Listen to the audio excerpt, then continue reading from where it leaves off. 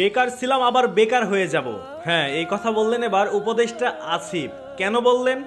কারণ তারা তো ছাত্র ছিল, ছাত্র থেকে তারা সরকার হয়ে গেছে। আবার তাদের যখন এই ক্ষমতা শেষ হয়ে যাবে তখন তারা তো আবার বেকারই হয়ে যাবে।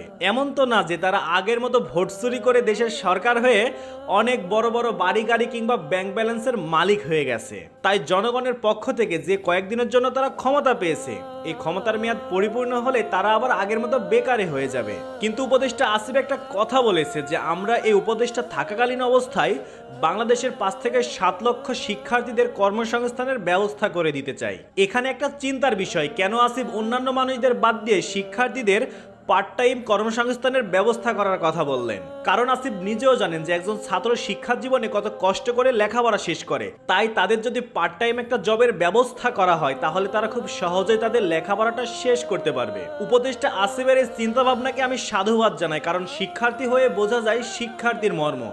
এতদিন যারা এইসব বিষয় নিয়ে চিন্তা ভাবনা তো দূরের কথা, তাদের মাথাতেও আসেনি, উপদেষ্টা আসিফ সেটা বাস্তবায়ন করার জন্য এবার প্রেস ব্রিফিং করলেন। আশা করি উপদেষ্টা আসিফের এই উদ্দেশ্য সফল হবে।